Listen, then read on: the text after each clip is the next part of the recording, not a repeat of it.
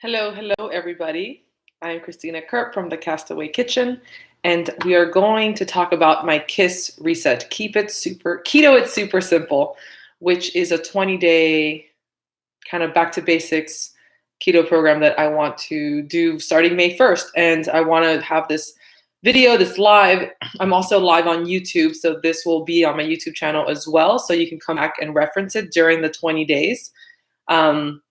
I already crowdsourced questions, so I'm going to go through them, make this a short and efficient, informative video.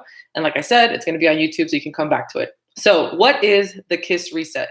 Keto is super simple. It's a 20-day real food ancestral health template dietary reset. And the reason that I wanted to do it in this format, which is based off a meal template, not a food list or macros, is because we all have such different needs. And I feel like when you're working off a food list or specific macros, it can be stressful. And it can also kind of promote over restriction. And I want this to be 20 days that you're going to walk away with like really sustainable habits. Thank you so much. So the KISS meal template, which is the basis of the program, is you start with a nutrient-dense protein. That's going to be the base of your meal. And it's a different way of framing meals because if you're coming from standard American diet, we're used to using grains or even in paleo, vegetables that replace grains like sweet potatoes and stuff like that for the base of the meal. However, in this reset, we're going to start with protein. So you want a good 4 to 6 ounces of a good protein quality. Do the best you can. Like ground beef is always going to be the cheapest option, even when you're going organic and grass fed. Like you can even get grass fed ground beef at like Walmart for like $5 a pound. So it's very doable. You can do canned salmon, canned sardines, mackerel, eggs. I'm in the program, I am writing in that once a week, you really should try to get some sort of organ meat. And what's really cool? Oysters and mussels and clams, those actually do count as offal because you're eating the whole little animal. And the reason for the importance of this nutrient-dense protein is because it's going to be ultra satisfying and really nutrient-dense.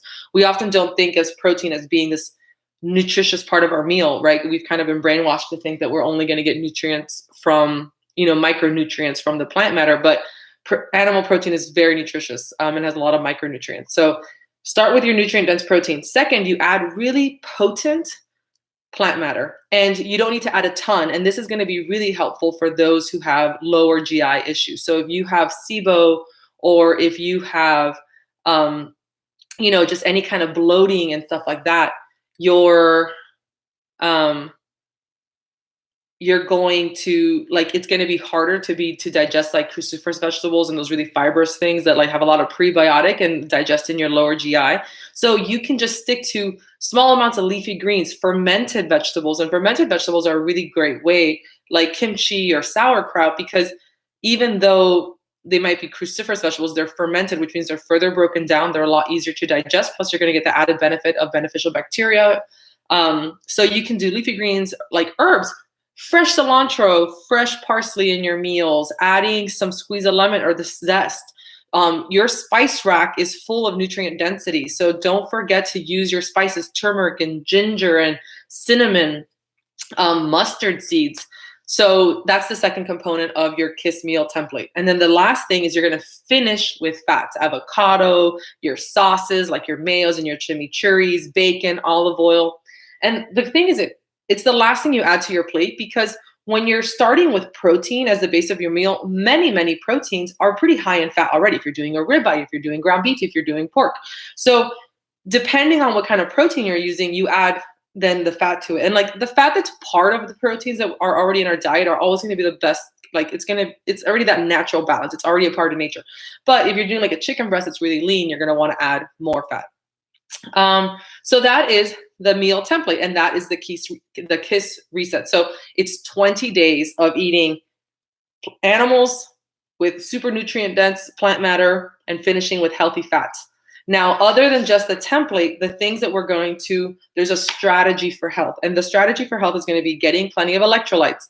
And these are some of the questions I got in the email, which I will resend. So if you didn't get my email because you weren't part of my newsletter, you can still sign up on my blog, and I will be resending follow-up emails with this whole PDF that you can print for yourself. So in that, I link some things, right, to have resources for people. So daily electrolytes. And daily electrolytes are really important for people who are doing lower carb. And it's especially because you don't retain as much water when you eat low carb. And so you need, in general, most people need to also supplement with electrolytes unless they're getting it like they're eating a ton of like seafood or like, I don't know, like potassium rich foods and stuff like that. But it tends, you feel a lot better when you're properly hydrated. So I really like the Perfect Keto electrolytes. It's a pill form. It's a capsule. It's not sweetened. Someone asked about a electrolyte supplement that wasn't sweetened, and I've never taken one that's sweetened. So I just do the Perfect Keto one capsule. Another way is just to use unrefined salt. So I use Redmond sea salt. Someone asked about the difference between pink Himalayan salt and Redmond sea salt and which one's better. This is the thing. Pink Himalayan salt, like original, real deal pink Himalayan salt, is very good. And the same thing, it's unrefined. It's got all the minerals, the trace minerals. It's going to help with hydration. However, if you've noticed, you can find like pink Himalayan salt in large quantities for dirt cheap at like TJ Maxx and Costco and all these different stores. And what's happening is that there's like no quality control. So it's really hard to find a legit pink Himalayan salt. And you'll notice if you go from brand to brand, there's definitely like a difference in color and texture and quality. So if you're going to do pink Himalayan salt, buy it from a trusted brand like Wild Foods. If not, Redmond sea salt has become my go-to. And the reason, because Redmond sea salt is made from ancient salt mines in Utah. So it's from an ancient ocean. So better than regular sea salt that they make in like from the ocean today. What happens with that is that there can be microplastics in it because the ocean is so polluted with plastic. So the Redmond salt is super high quality. You have all these trace minerals. It tastes amazing. And it's from this ancient sea salt from these salt mines in Utah. Plus, as a company, they're just awesome. Kelp noodles, or eating seaweed like furikake, if you can find a brand. We buy one at Wegmans that doesn't have any sugar, any additives in it. Kelp noodles, so those are all natural sources of iodine, because when you're not using table salt, which isn't even a good source of iodine, but you're not getting any iodine in your diet. So, or a supplement, they sell droppers. But of course, if you have autoimmune thyroid conditions, there's contraindications there. So talk to your doctor if you have Hashimoto's. Can you get Redmond sea salt at Whole Foods? Yes, you can. Eat fatty fish 2 times a week. This should be super easy. Like you can open a can of salmon. You can make some fresh salmon. I mean, we broil salmon like at least once a week here. Any kind of fatty fish you can get your hands on, mackerel, whatever. And yes, 2 times a week. This is going to optimize your fatty acid balance. And what I want from this reset is not just going to be weight loss. It's not just being about getting into ketosis. It's going to be a mix of things. The point of this reset is it's like a glycogen depletion, plus you're really going to focus on nutrient density and reducing inflammation. Like I want you to feel like a rock star. And then bone broth, twice a week. That's also for like natural sources of collagen, very gut healing. Fermented foods, which of course are super easy. It's like a natural probiotic. So instead of like paying for a probiotic supplement, which can cost like $50 for a bottle, you can seriously pay a few bucks and have a jar of kimchi or sauerkraut in your fridge, and you're going to get natural probiotics that way. Organ meat once a week. Like I said, it can be oysters, mussels, liver. You can make pate. You can actually make a batch of my pate that's on my blog, and it makes a big batch. You can freeze it and just like bust out a 3-ounce portion once a week, and that's it. If you're like, oh my gosh, there's no way I can eat offal, and my grown-up response to that is get over it. It's good for you. Our ancestors ate it. You should too. You can always do a pill. It's not my favorite, but a glandular. They sell a lot of dehydrated. That's not true. The liver isn't a filter like that. It doesn't work that way. The organ meat does not have a lot of toxins. It's especially good for you to eat, and it's like nature's multivitamin. You should read an article on Chris Masterjohn. He has a really good post on that. But anyway, I'm not going to discuss the benefits of organ meat in this live. It's not what it's about. It's pretty undisputed that organ meat is some of the most nutrient dense food on the planet. So you can always supplement if you need to. It's not my favorite way to do it, but there are some good brands. Like Vital Proteins has a dehydrated like pill that you can take. Like I said, not my fave, but if you are completely refuse to eat it, okay. And this is one that no one ever listens to, but you have to prioritize sleep, stress, and movement. So prioritizing sleep is super important. If you're not sleeping well, it's like you have like this sleep debt and you're not going to like it not let me just put it this way. Consequences of not sleeping.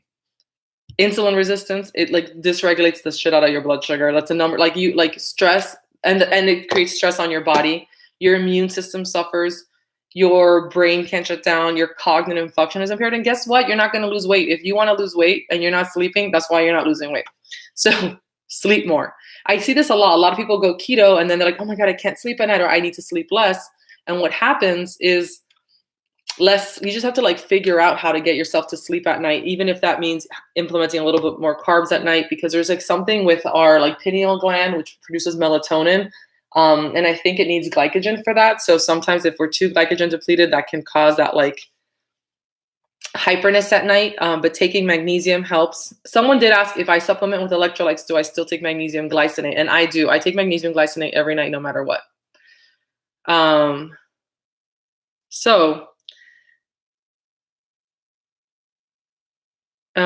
What else? So yeah, prioritize sleep. Stress management can be if you want to start like maybe supplement with cordyceps or CBD oil, ashwagandha, meditation. There's a really good free 15-minute guided meditation on YouTube. Does wonders. And then hormone health. So for the ladies, especially if you're like, doing this super low carb, I'm not giving like a yes, no list. You know what I'm saying? Like I want people to really customize this for themselves. But if you follow it through like the list I have and the template, it should be a very like pretty low carb. So post ovulation, I'm writing it in for my ovulating ladies to have 20 grams of effective safe starches because it's really going to help you not feel like crap. Also, I write in some, details of like if you're close to your ideal body weight, you might want to try pre-workout carb ups. So you're burning the glycogen during your workout and you're not like tapping into your stored body fat. Because if you're lean already, you don't have a lot of stored body fat, so you're not going to have energy. If you have some body weight to lose, obviously you're not going to do that because you want to like burn those stores. Limit HIIT workouts to twice a week. If you're already on like a schedule you really like, you do you, but I wanted to write that in there because if you're doing this really low carb and you're doing CrossFit every day, you might feel ill or not well or not be performing well. So I talked to some of my friends who are very smart, the Vegas, and that was their recommendation, to limit HIIT workouts to twice a week and then do slow strength movements and like uphill walks the other days. For me, that's going to be 2 Orange Theory classes a week and then just long walks on the other days and like maybe some weightlifting or some body weight exercises. What else? So, someone asked about MCT oil, if it's allowed or not. I will send more information in the next email. MCT oil is fine if you already take it, if you supplement with it. I know some people need MCT oil to have higher levels of ketones in their system and for energy. So if you're already taking it, go for it. You don't need to buy it. Like I don't want you to have to buy any supplements to do this. It's just back to basics. Someone asked if alcohol is allowed. I actually didn't even mention that in the post. I don't really drink ever. So not really, only if it's like a special occasion and I don't see any coming in May. So no, I would say no alcohol. 2 reasons. If you like get drunk, you're more likely to then like binge eat or like, snack on stuff that's like off plan. Also just, you want to be like supporting your detox pathways and reducing inflammation, and alcohol isn't conducive to any of that. So for those just joining in on the live, you can sign up on my newsletter on my blog. There's no group. Like people keep saying, where do I sign up for this reset? Like you subscribe to my newsletter, you get an email. Like I will send out a follow-up email for those of you who missed the email yesterday. and I will send various emails. And then that's it. You have all the information you need to get started. I am starting May 1st, and I will be posting on Instagram. So if everyone uses the hashtag Kiss Reset, we can follow along on each other's meals. I have 2 Facebook groups. I have the Clean Keto Facebook group and the Castaway Kitchen community. You're welcome to join those on my Facebook groups and as well post and ask questions about this reset there, or just DM me. But I think the hashtag Kiss Reset on Instagram or Facebook is going to be the easiest way for us to track each other and comment on each other's posts and support each other. So that's the way to join. It's just, if you get my newsletter, you will get this information. I will not be posting it anywhere on the interwebs, because this kind of program, if I want to develop into something later, I don't want it to have I just want to be able to work and evolve it later on. So you just sign up to my newsletter on my blog. You get a free ebook when you do anyway, so it's always a good option to sign up. And I will be sending out an email very soon. Yes, that's it. Hashtag Kiss Reset. So the only rules of the reset are no sweeteners, avoid or limit nuts and seeds. And I'm saying avoid for people who tend to overdo nuts and seeds, or have major hormonal issues, or just don't tolerate them. If they cause any kind of inflammation, but you're kind of on the fence about them, these would be the 20 days to cut them out. If you do really well with nuts and seeds, you can just limit them. And the reason to limit nuts and seeds is because they can skew your omega-6, omega-3 balance quick. So not that they're bad for you, but I really want that omega-3 levels to climb in these 20 days. No flours. And the reason that for no flours is because, just use your common sense. If you're making meatballs and you need a teaspoon of coconut flour, fine. But if you're trying to make mug cakes and keto breads, that's a no-go. And the reason for that is because those kind of foods tend to be less nutrient dense, more calorie dense, and kind of mess with your hunger signals. So I want every time you eat to be a lot of bang for your nutrient density buck. Limit caffeine to the morning only. And the reason for this is so you can optimize your sleep. So that's really the only reason. I want you to sleep like a baby, and caffeine can stay in your system for 7 to 8 hours sometimes, depending on how sensitive you are. So just limit caffeine to the morning. So about the nuts, nut milks are good or okay if that's what you do. I do a little bit of almond milk, a little bit of MCT and cinnamon and collagen in my morning coffee. I have 2 cups and then I'm done. So no grains, gluten, dairy, soy, wheat, legumes, starches outside of the planned carb ups. Someone did ask about dairy for fat intake on keto. I already do a no dairy keto. I would say no dairy on this, because for me at least, or because I know for a lot of people, the high consumption of dairy on keto can be inflammatory. It can cause weight loss, it can cause acne. I just think that if you even rely on dairy heavily for keto, maybe these are good 20 days to see how you can do without it. And most people see some pretty good results. If after the 20 days you don't see any difference, then you know that dairy and you are BFFs, and by all means, carry on.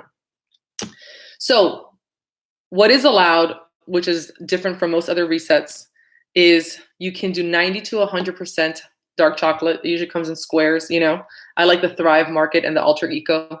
You can do max 2 squares a day, because this high level of dark chocolate, usually they're made with I like brands that are only cacao butter, no emulsifiers or other stuff. And they have such little sugar in them that it's inconsequential, and it'll really, so 90 to 100%, that's super dark.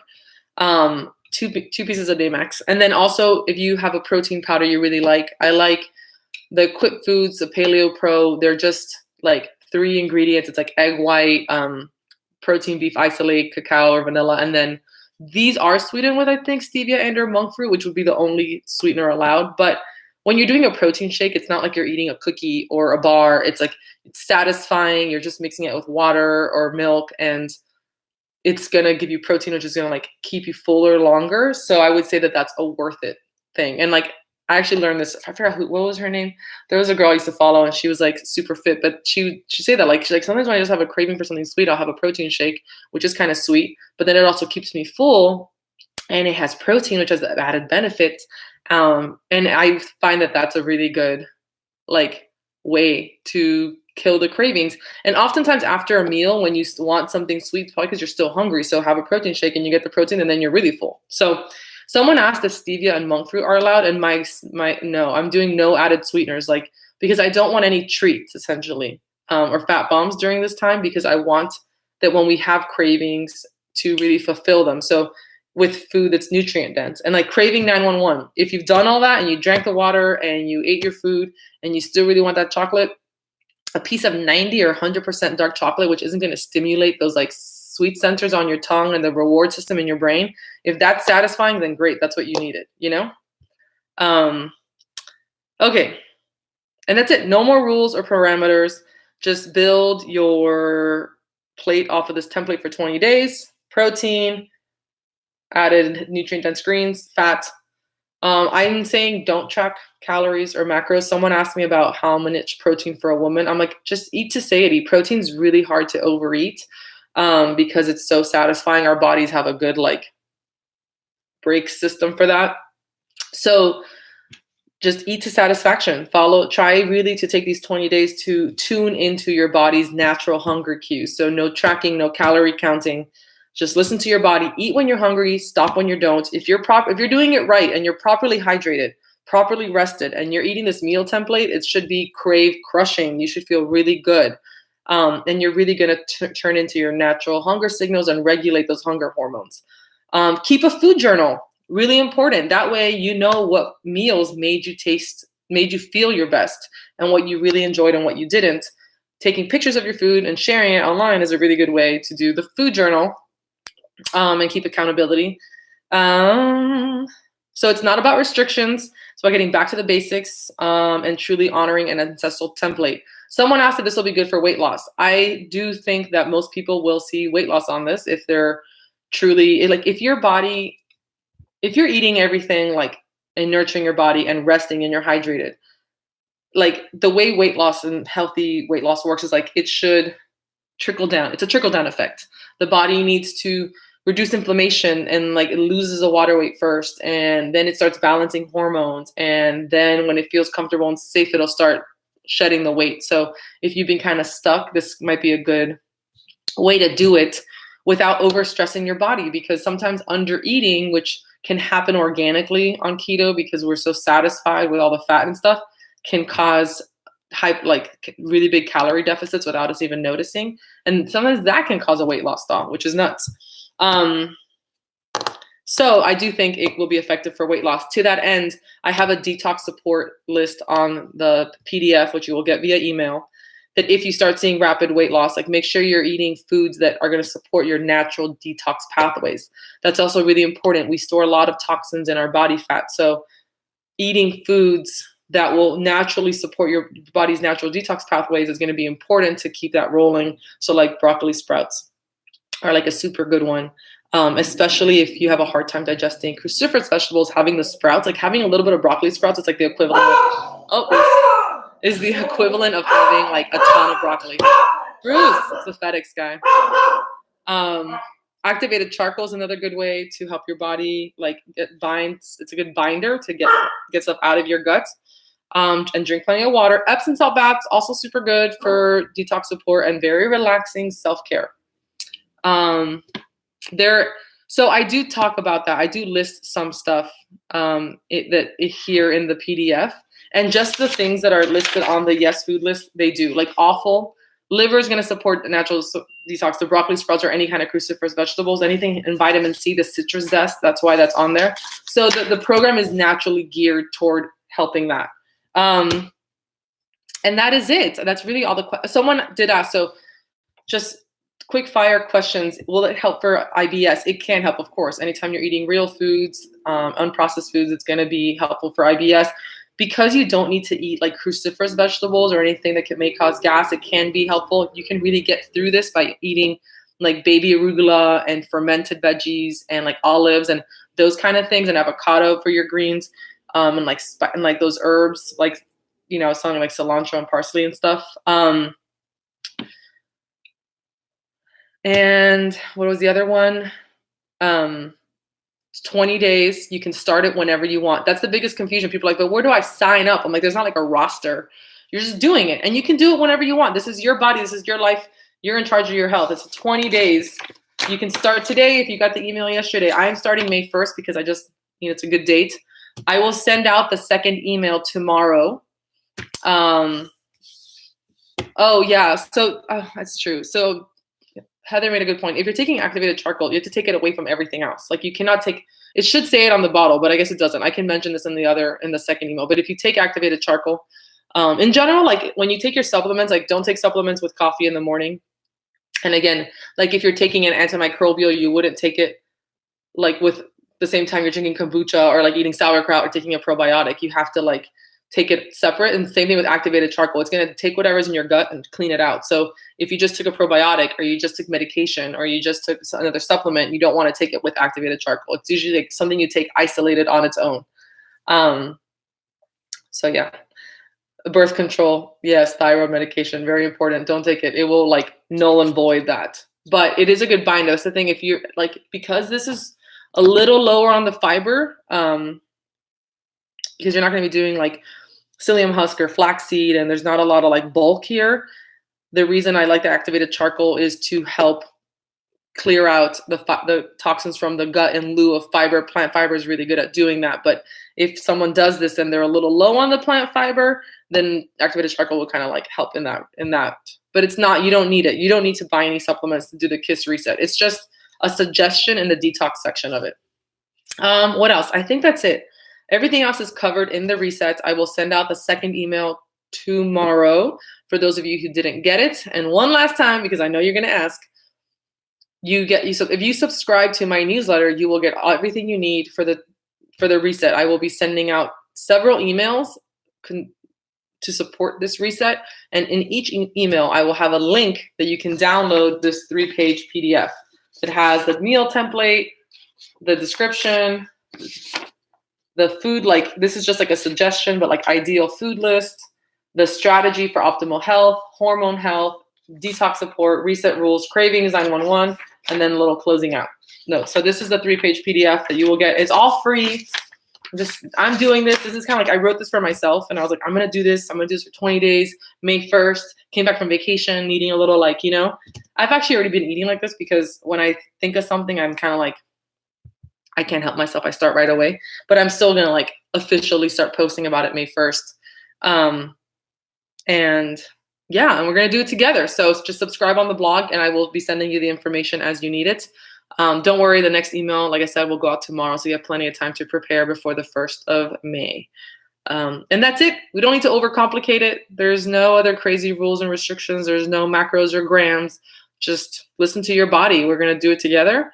And within these parameters, it should be easy peasy. And that's why it's a reset, which is meant to be temporary, because it should just be a template that you reset your body. And then from there, like I talk at the end about reintroductions, like a good way to, like the first thing if you want to reintroduce things would be like a handful of nuts. Like I love the Marcona almonds from Trader Joe's. So maybe that's the first thing I'll go and reintroduce after my 20-day reset. I'll get myself a little snack plate with hard-boiled eggs and a little serving of Marcona almonds and some green olives and see how I do with the almonds. Those kind of things. You don't want to go straight into a batch of like keto cookies because that would just throw off your signals, your hunger signals again, right? It's about avoiding hyperpalatable foods, about avoiding processed foods, about getting back to a true ancestral template. Protein, nutrient density, good fats. I think it's going to be awesome. So thecastawaykitchen.com is my blog. You can subscribe there until you get the free low carb paleo ebook. But that means you're on my newsletter. And then in my newsletter, all this will go out in more detail tomorrow. I hope I answered all your questions. You're always welcome to DM me or email me if you have any more questions, and I will get back to them. Get back to you as soon as I can. One woman show here, so have patience with me.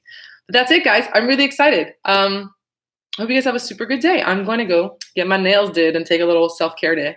Part of my stress management. So that's it for now. Bye.